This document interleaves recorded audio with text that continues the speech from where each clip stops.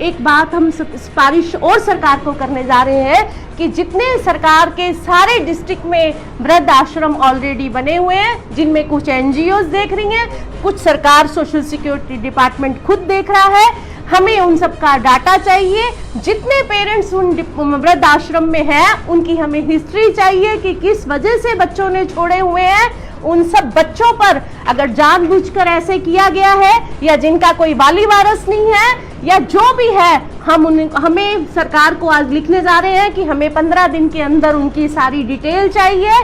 अगर कोई भी, आज मेरा ये स्ट्रांगली मैसेज है अपने फेसबुक अकाउंट, अपने फेसबुक फ्रेंड्स के थ्रू, अगर कोई भी बच्चा ऐसा करता पाया गया, कमीशन के साथ साथ हम हाई कोर्ट और सरकार को स्ट्रांगली रिकमेंड करेंगे कि आईपीसी के तहत और सीनियर सिटीजन एक्ट के तहत सख्त से सख्त कार्रवाई हो।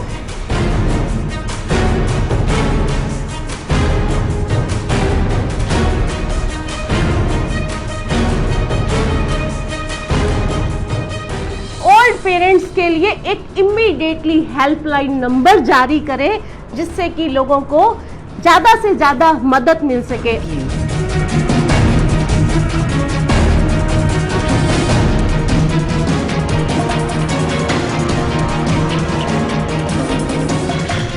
मृत्यु के तो जीवन में बहुत सारे रास्ते हैं, हम लोगों को पता ही नहीं कि कब और किस रूप में हमने इस दुनिया को छोड़ के चले जाना है। पर जन्म देने के लिए अगर दुनिया में कोई रास्ता है तो वो है सिर्फ माँ। हाय गाइस, मैं हूँ Manisha Gulati, Punjab state women commission की चेयरपर्सन। सबसे पहले मैं आप सबका तहे दिल से शुक्रगुजार हूँ, धन्यवाद देती हूँ कि कल आपने मुझे बहुत सारी मेरे बर्थडे पे विशेस दी, इतना सारा प्यार दिया, मैं आभारी रहूँगी आपकी। तो आज हमने पिछले दिनों जो एक मुक्तसर में आप लोगों से आज रूबरू होने का एक मेरा मेन मकसद है, एक सोशल बहुत बड़ा एक मुद्दा, एक बहुत बड़ी इग्नोरेंस हमारे यूथ की, उसके बारे में मुझे आज आपका साथ चाहिए। आज अपने कुछ विचार आप लोगों के साथ डिस्कस करना चाहती हूँ। पिछले दिनों मुक्तसर में एक जो किस्सा हुआ, एक फैमिली की इग्नोरेंस की वजह से एक माताजी का देहांत हो गया, वो भी बहुत ही बुरी हालत में, उनके सिर में कीड़े पड़े हुए थे। तो आज हमने उस परिवार को, उनकी 2 बेटियों को, 2 बेटों को सम्मान इशू करके आज हमने बुलाया हुआ था अपनी अदालत में। तो आज मैं उस परिवार से मिली, सेम जो इतने दिनों से वो मीडिया पे जवाब देते आ रहे हैं कि अपनी गलती हम मानते हैं, पर मेरा उनसे सवाल था कि क्या उनकी गलती एक माँ को वापस लेके आ सकती है। यही सवाल था कि मौत के बहुत सारे रास्ते हैं, क्या आप जिस दुनिया में आए हो वो किसी और रास्ते से आए हो, क्या माँ ही लेके आई है, क्या माँ के प्रति यही जिम्मेदारी थी। तो उन लोगों के पास मेरे बहुत सारे क्वेश्चन थे कि ये आप ड्यूरिंग लॉकडाउन जब 23 मार्च को हुआ उस समय पे आप कहाँ थे, आपकी रिस्पॉन्सिबिलिटी क्या थी, क्योंकि सीनियर सिटीजन एक्ट कहता है कि बच्चों, बेटे और बेटियों के साथ साथ ग्रैंड चिल्ड्रंस की भी रिस्पॉन्सिबिलिटी सेम है। अभी एक बिल 2019 में पार्लियामेंट में पेंडिंग पड़ा हुआ है। अभी जो सीनियर सिटीजन एक्ट कहता है उसमें 3 मंथ की सजा और 5,000 रुपए फाइन का प्रावधान है कि जो बच्चे अपने सीनियर पेरेंट्स को इग्नोर करते हैं उनके लिए सरकार द्वारा ये सजा मुकर्रर की गई है। बट 2019 का पार्लियामेंट में एक बिल पेंडिंग पड़ा हुआ है जिसमें कि 6 महीने की सजा और 10,000 रुपए का फाइन, और बोथ ये दोनों बिल पेंडिंग पड़ा हुआ है।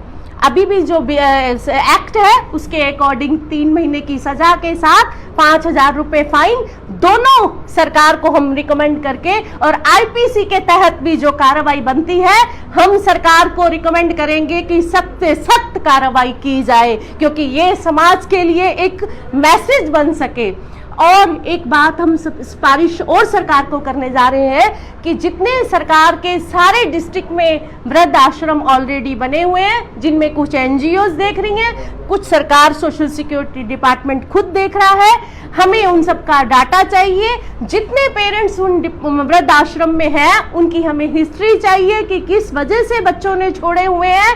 उन सब बच्चों पर अगर जानबूझकर ऐसे किया गया है या जिनका कोई वाली वारस नहीं है या जो भी है, हमें सरकार को आज लिखने जा रहे हैं कि हमें 15 दिन के अंदर उनकी सारी डिटेल चाहिए। अगर कोई भी, आज मेरा ये स्ट्रांगली मैसेज है अपने फेसबुक अकाउंट, अपने फेसबुक फ्रेंड्स के थ्रू, अगर कोई भी बच्चा ऐसा करता पाया गया, कमीशन के साथ साथ हम हाई कोर्ट और सरकार को स्ट्रांगली रिकमेंड करेंगे कि आईपीसी के तहत और सीनियर सिटीजन एक्ट के तहत सख्त से सख्त कार्रवाई हो। क्योंकि क्या हमारी संस्कृति, हमारा समाज हमें ये सिखाता है? इससे अच्छा तो वेस्टर्न कंट्रीज वाले हैं कि अपने पेरेंट्स की रिस्पेक्ट तो करते हैं। मैंने कभी नहीं सोचा था कि हमारा इतना बुरा हाल है।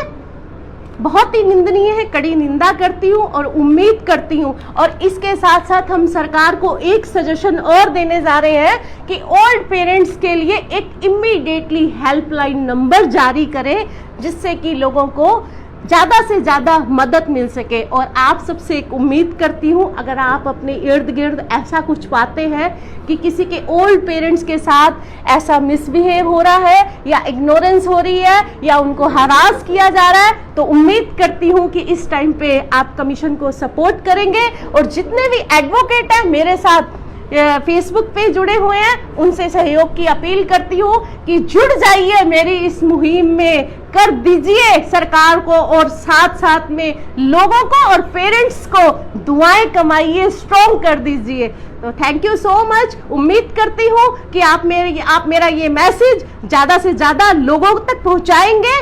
जय हिंद।